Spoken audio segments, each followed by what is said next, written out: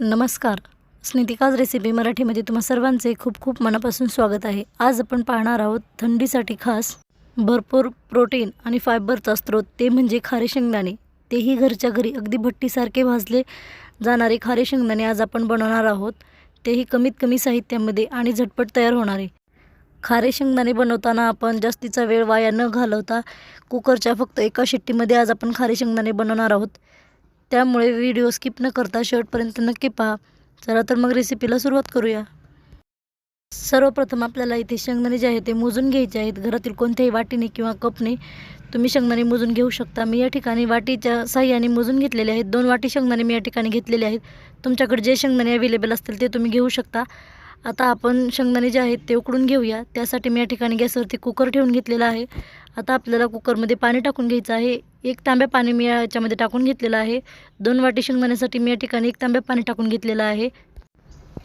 खूप जास्तही पाणी आपल्याला त्यामध्ये वापरायचं नाही, त्यामुळे मी 1च तांब्या पाणी टाकून घेतलेलं आहे. आता आपण त्यामध्ये शेंगदाणे टाकून घेऊया.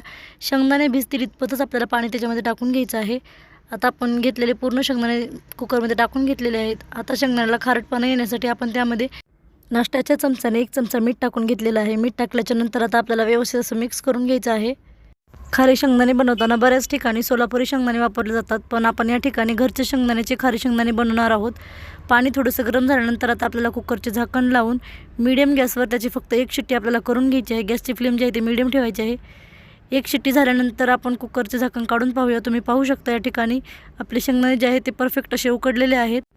फक्त आपल्याला 1च शिट्टी करून घ्यायची आहे, नाहीतर जास्त शिट्ट्या केल्या तर शेंगदाणे जे आहेत ते जास्त शिजू शकतात. आता मी या ठिकाणी एक चाळणी घेतलेली आहे. आता आपल्याला चाळणीवरती ते शेंगदाणे टाकून त्यातील एक्स्ट्राचं पाणी जे आहे ते निथळून काढून घ्यायचं आहे.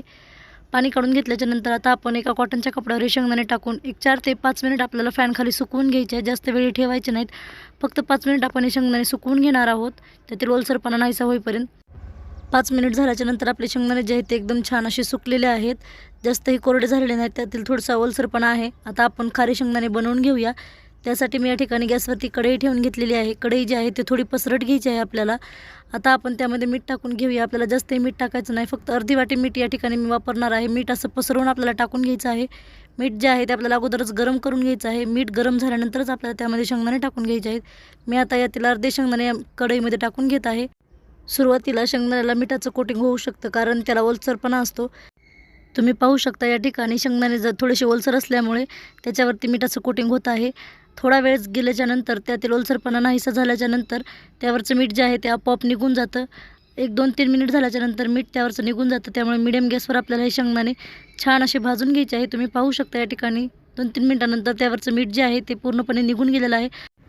आता आपल्याला मीडियम गॅसवरच 4 ते 5 मिनिट हे खारे शेंगदाणे छान असे भाजून घ्यायचे आहेत. गॅसची फ्लेम अजिबातच मोठी करायची नाही, नाहीतर शेंगदाणे जे आहेत ते करपू शकतात. सतत मिक्स करत राहायचं आहे. अजिबातच आपल्याला हात जो आहे तो बंद करायचा नाही. सतत मिक्स केल्यामुळे शेंगदाणे जे आहेत ते एकदम परफेक्ट असे भट्टीसारखे भाजले जातात. खारे शेंगदाणे बनवताना परफेक्ट असे भट्टीसारखे शेंगदाणे बनवायला आपल्याला एक बॅच बनवायला 5 ते 6 मिनिट लागतात. 5 ते 6 मिनिटानंतर एकदम परफेक्ट असे भट्टीसारखे खारे शेंगदाणे आपल्या घरच्या घरी या ठिकाणी तयार झालेले आहेत. तुम्ही पाहू शकता. विशेषतः हिवाळ्यामध्ये खारे शेंगदाणे खाल्ल्यामुळे शरीराला खूप सारा फायदा होतो. त्यामुळे हिवाळ्यामध्ये तुम्ही खारे शेंगदाण्याची रेसिपी एक वेळेस नक्की ट्राय करून पहा, तुम्हालाही खूप आवडेल.